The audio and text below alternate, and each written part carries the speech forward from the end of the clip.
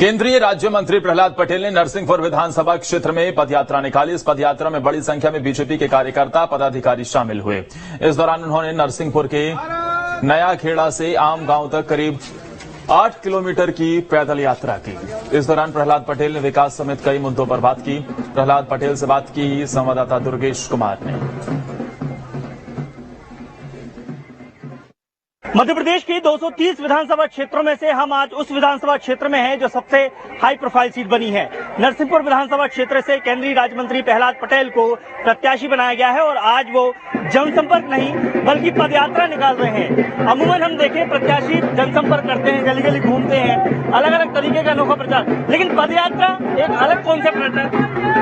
नहीं, मुझे लगता है कि पैदल यात्रा का अनुभव सबको करना चाहिए और लोकतंत्र में चुनाव होते हैं जागरण के लिए।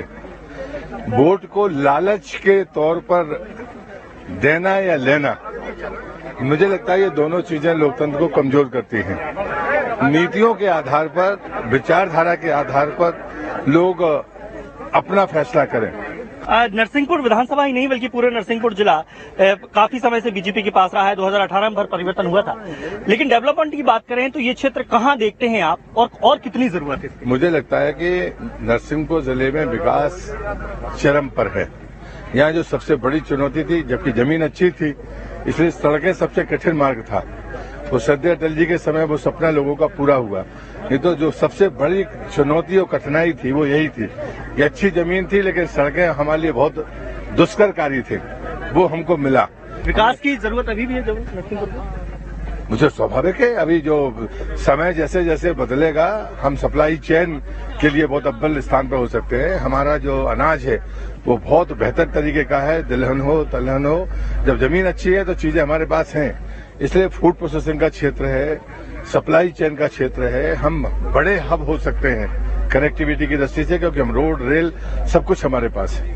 कांग्रेस की दूसरी सूची भी आ चुकी है और दूसरी सूची की बात जिस तरीके से हम देख रहे हैं कि कई विधानसभा क्षेत्रों में खुलकर विरोध हुआ है, कमलनाथ जी के निवास पर तक विरोध प्रदर्शन हुआ है, किस तरीके से देखते हैं इसे आप? मैं तो पहले से बात करता था, गोटे गांव में परिवर्तन किया गया। पहली सूची में पूरे राज्य में आग लगी हुई थी और दूसरी जब सुबह हुई तो पता चला कि कमलनाथ जी सलाह दे रहे हैं अपने कार्यकर्ताओं को दिग्विजय सिंह और उनके बेटे के कुर्ते फाड़ो।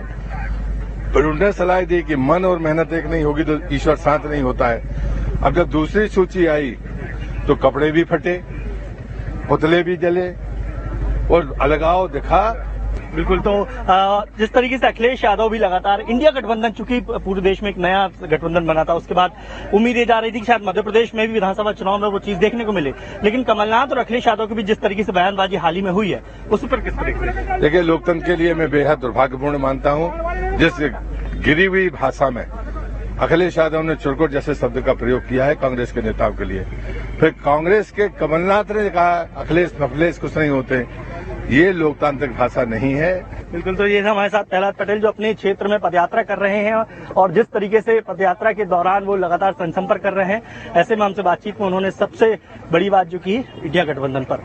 दुर्गेश कुमार, न्यूज़ 8, जबलपुर।